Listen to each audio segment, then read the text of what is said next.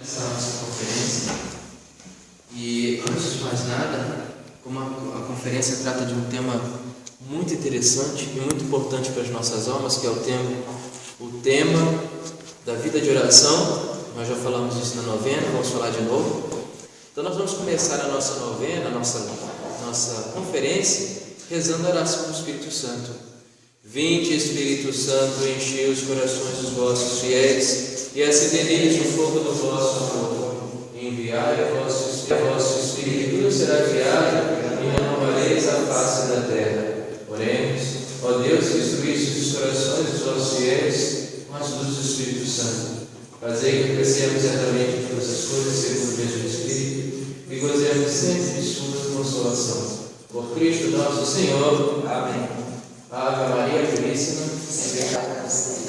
Então, o tema da nossa conferência é viver em graça.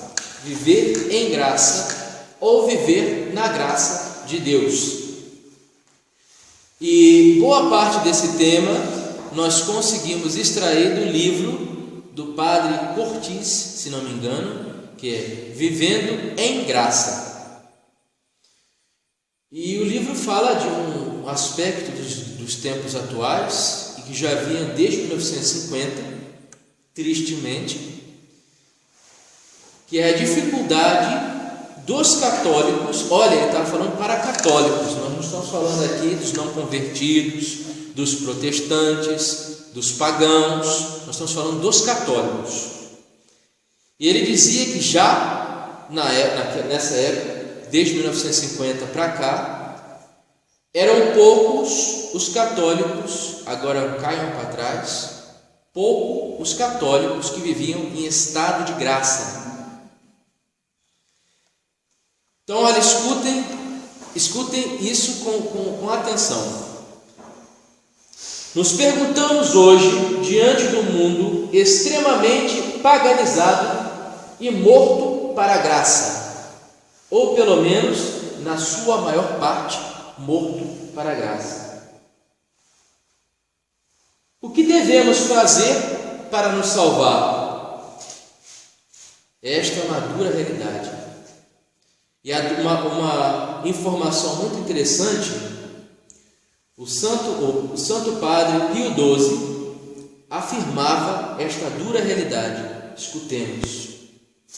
Nos parece um conjunto de cadáveres ambulantes que andam pelas praças das cidades perdidos e sem guia. Isso no reinado de Pio XII. A estimativa de 1958 não era das melhores. Nos dizia que 60% dos católicos não viviam em estado de graça. 60% dos católicos não viviam em estado de graça em 1958. Dura realidade, não é? E hoje, qual seria o censo? Um grande ponto de interrogação. Se o censo de 1958 era de 60% dos católicos que já não viviam em estado de graça, católicos, praticantes de missa diária, de missa dominical, não viviam em estado de graça, qual será o censo de hoje? É como um jovem rico, que hoje, mais do que nunca, fazemos essa pergunta: bom mestre, o que farei para ter a vida eterna? Ou então com os discípulos: Senhor, quem poderá se salvar? Hoje, estas perguntas vêm a calhar, mais do que nunca, neste século que Nossa Senhora de Fátima mostra as almas caindo no inferno como flocos de neve a 3 crianças. É neste contexto aterrador que nos perguntamos o que devemos fazer para nos salvar. Mas o mais triste é constatarmos que são poucos que fazem esta pergunta, mesmo dentre nós, conhecendo a sã doutrina, cujo grande negócio é a salvação de nossas almas. Prosseguimos satisfeitos com o básico, Sim, há muitas almas dentre nós que pensam estar seguras pelo suposto conhecimento do catecismo, que já é, sem dúvida, ótima coisa. Conhecer o catecismo já é ótima coisa. Porém, não se deve esquecer da aplicação do catecismo na vida diária, segundo o nosso estado de vida. E é o que julgamos ser mais importante. São Tiago diz que a fé sem obras é morta e as obras sem fé também. A fé sem obras é morta. Então não adianta, não são todos que dizem Senhor, Senhor, que entrarão no reino dos céus. Não sou eu que digo isso, é nosso Senhor. É Ele mesmo. Então muitos de nós prosseguem sem pensar nessa dura realidade e sem aplicar o conhecimento do catecismo, do magistério eclesiástico na vida diária. Tem gente entre nós, você vai perguntar sobre o magistério eclesiástico, a pessoa diz o nome do Papa, a data da encíclica, tudo direitinho. E quando você vai ver, há pouca vida católica. Por quê? Porque está pesando mais o conhecimento intelectual do que a devoção. O lema do seminário de Dom Lefebvre era o seguinte: Scientia et pietatis, ciência e piedade. E nós não podemos esquecer disso. Nesta conferência vamos tratar do difícil tema da vida de piedade, inerente e importantíssima para o bom desenvolvimento da nossa vida católica ou vida da graça, porque não existe vida da graça sem vida católica. Tem muita gente aí dizendo que vive em graça no protestantismo. Errado. Não existe vida da graça sem vida católica, que é a chave mestra da nossa salvação. É preciso, sobretudo, estar vivo para Deus, para viver com Deus, por Deus e em Deus. Cremos que para a boa semente germinar no campo, uma parábola do bom semeador nos narra, no campo de nossas almas, se faz necessário termos preparado o campo para plantá-las. Se assim não for, não achará um campo fértil as sementes. Os pássaros a levarão, que são os demônios. Não terão raízes sólidas e o sol as queimará. Ou então os espinhos das preocupações mundanas desta vida a sufocarão. Então, qual é o primeiro passo para a nossa vida da graça? Bom, o primeiro passo para a nossa vida da graça é se purificar. Se purificar para que nós não sejamos como esse quadro. Desculpe a foto, aqui eu vi um quadro assim, um montão de mortos-vivos caminhando, né? É uma peça teatral. E assim, claro que é um pouco cinematográfico isso aqui, mas é na verdade como as pessoas que vivem em estado de pecado mortal andam, perambulam pela terra. São cadáveres ambulantes, porque suas almas já estão mortas para Deus, morreram para Deus. Então são como mortos-vivos, né? Então o primeiro passo para se adiantar na vida de piedade é se purificar. E de que modo? Como normalmente todos nós experimentamos, todos nós convertidos experimentamos, ou pelo menos deveríamos experimentar. Que é o quê? Quais são os primeiros passos rumo à estrada da via estreita da nossa salvação? Qual é esse primeiro passo? A contrição. A contrição. Para ter uma verdadeira contrição, é necessário, primeiro, uma santa inspiração. Primeiro, pedir em oração para que nosso Senhor nos dê uma verdadeira contrição, para que a nossa contrição ao chegarmos ao confessionário não seja somente uma formalidade, mas seja uma real contrição. Deste modo, é imprescindível pedir a Deus nosso Senhor esta graça, pois sabemos que o menor ato de virtude nos é impossível sem a graça divina, devido à nossa natureza ferida pelo pecado original, a inteligência, a vontade e a sensibilidade que estão em desordem. Olha, lembre-se disso muito bem. A graça da salvação e da conversão não vem da palavra de um pregador diretamente, não vem do esforço dos senhores em converter uma alma, mas vem primeiramente da vontade de Deus. Então é imprescindível pedir a Deus todos os dias a graça da nossa contrição verdadeira dos nossos pecados. E olha, Deus não nos negará. Deus não nos negará. O segredo para obtermos a graça da verdadeira contrição, essa graça que procede do Sacratíssimo Coração de Jesus, é irmos pelo caminho menos trabalhoso e menos difícil. E que caminho é esse? O Imaculado Coração de Maria.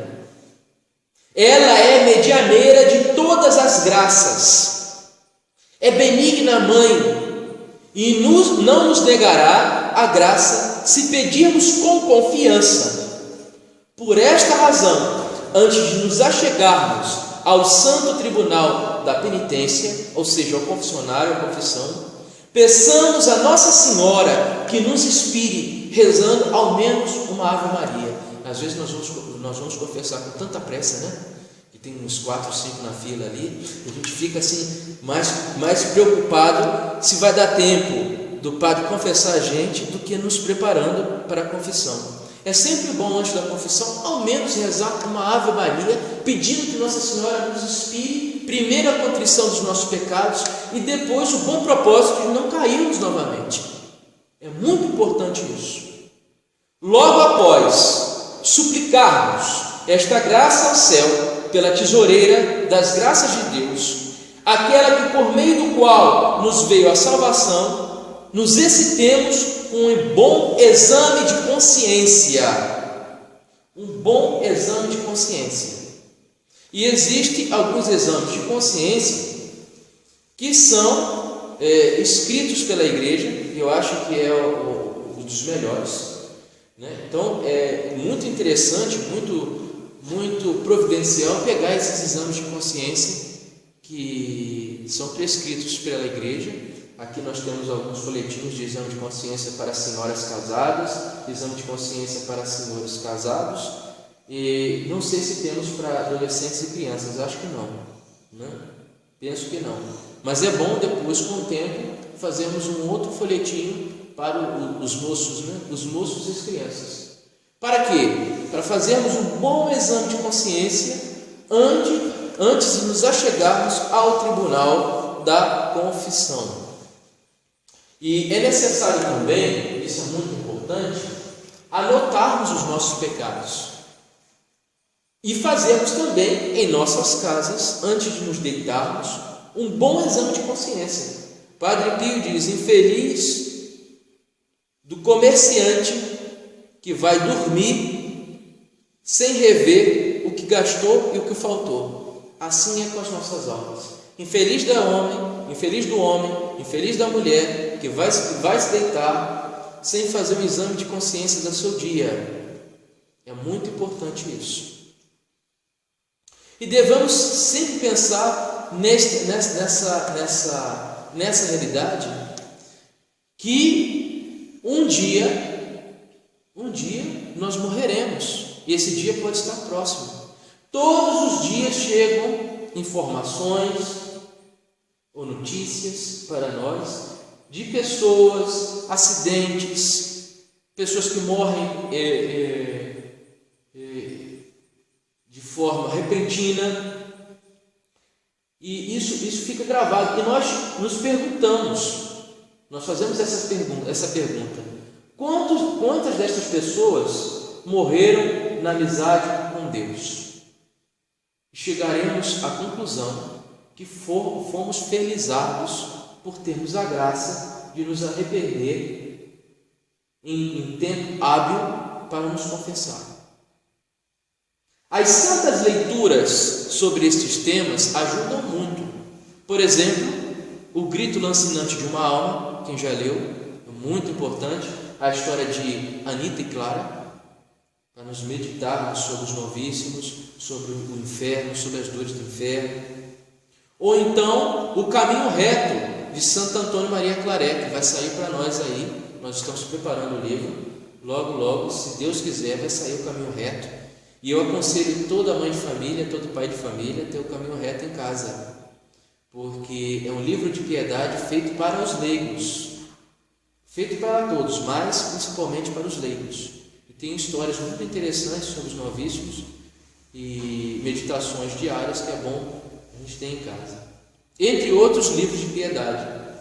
Para assim, quando chegarmos ao momento da confissão, admitamos com humildade o nosso estado de decadência e, se preciso for, peçamos ajuda ao confessor sem respeito humano, principalmente se há em nós algum pecado de qual nós nos envergonhamos tanto ao ponto de não conseguirmos confessar. Sejamos humildes.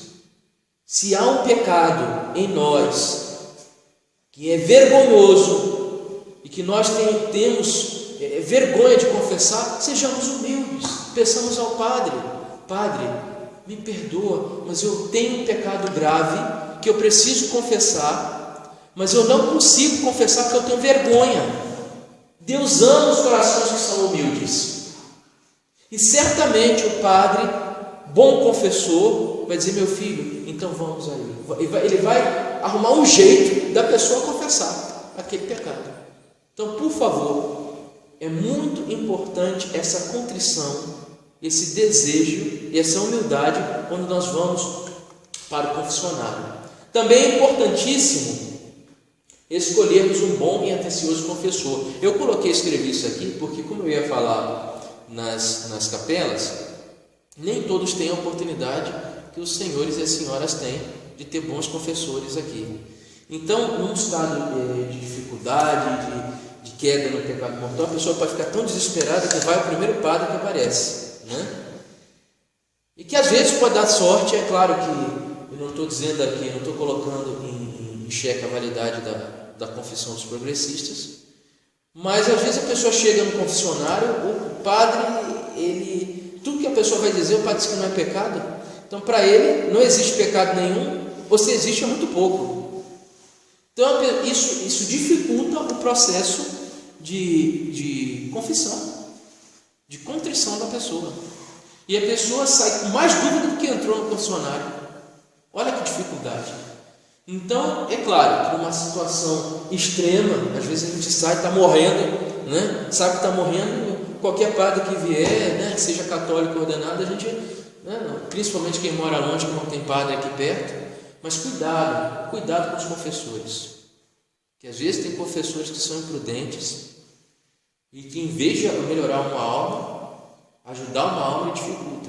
Tem uma história uma história de uma religiosa que ela havia, quando era moça, cometido um pecado mortal, e quando ela era rainha, ela era princesa, né? Quando ela foi confessar, o confessor disse para ela assim, ela começou a contar o pecado, e o confessor disse assim: que vergonha, uma princesa cometeu um pecado desses. Ela calou o pecado, ela não terminou o pecado, calou o pecado na confissão. E durante muito tempo ela começou a fazer penitência por esse pecado que ela não havia confessado, e todas as confissões que ela fazia eram sacrílegas, porque ela não confessava esse pecado que ela havia se envergonhado. Na primeira confissão dela, entrou para a vida religiosa, fez os votos e nunca tinha confessado esse pecado. Pois bem, no momento da morte, foi chamado o confessor para atender a confissão dela.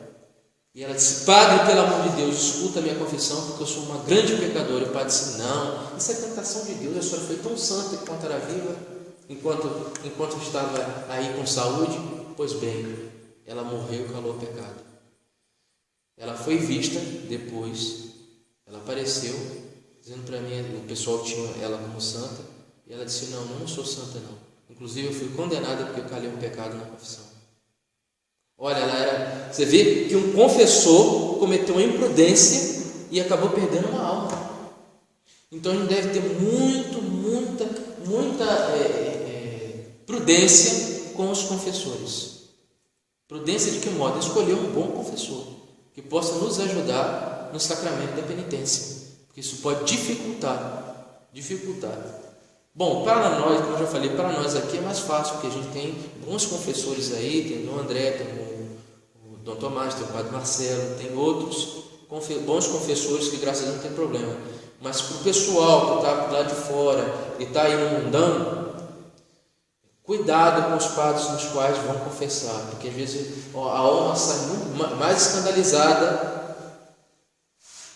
depois que sai do confessionário do que quando entrou, tá? Então é importantíssimo escolher um bom confessor, atencioso.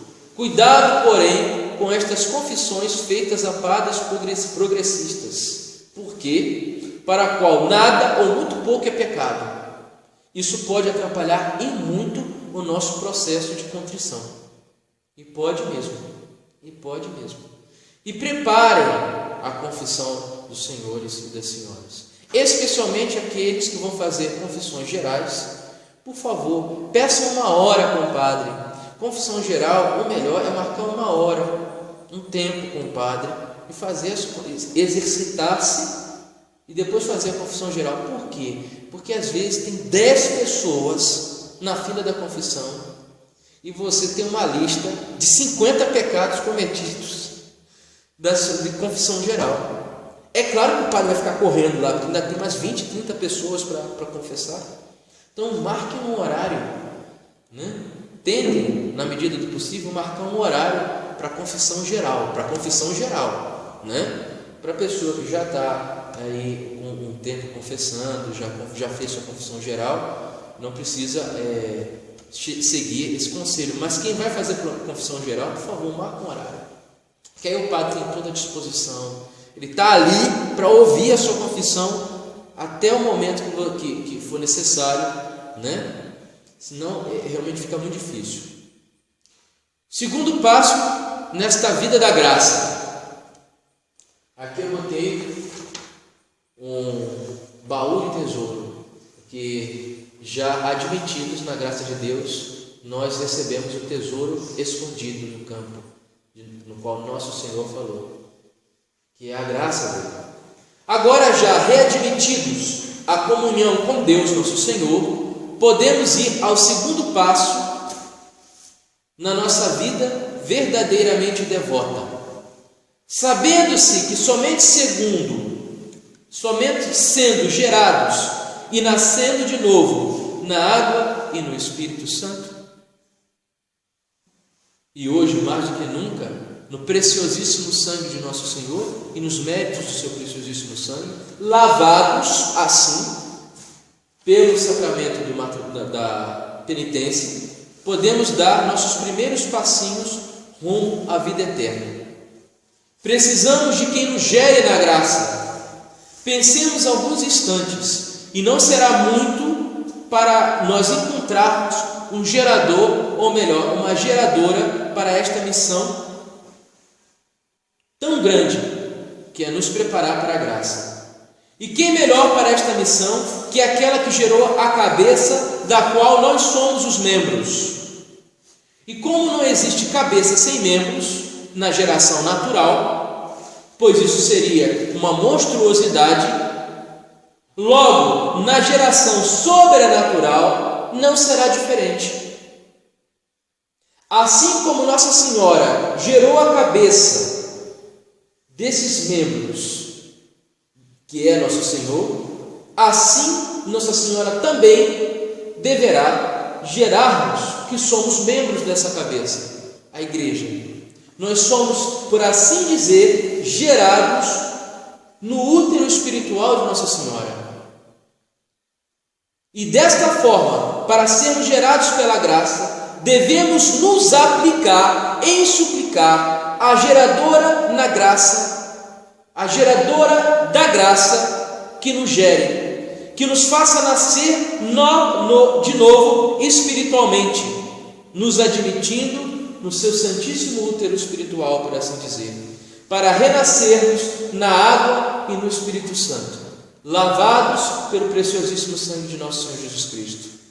E para entendermos estas verdades, devemos recorrer à Santa Mãe de Deus e ao seu coração imaculado, que nunca se ouviu dizer que nenhum pecador que tenha recorrido à sua proteção, implorado a sua assistência, ou reclamado o seu socorro, fosse por ela desamparado. Para nos ajudar no conhecimento destas verdades, também aí entra em ação as santas leituras, que é muito importante, cujos autores e as obras vamos citar. Por exemplo, o Tratado da Verdadeira Devoção de São Grião Maria de Montfort, o Segredo do Santo Rosário, também do mesmo autor, Glórias de Maria de Santo Afonso de Ligório, e entre outros que nos estimule uma grande devoção à nossa Santíssima Mãe. Segundo passo, hein? Agora, terceiro passo, nosso tempo nesta nova vida. Agora já gerados por Nossa Senhora, ou melhor, em gestação, porque nós só vamos, essa geração só vai terminar no céu, na glória de Deus. O nosso terceiro passo é o nosso tempo nessa nova vida. Nova vida, novo tempo. A administração do nosso tempo é muito importante nesta nova vida da graça, principalmente no mundo repleto de distrações que leva boa parte do nosso tempo.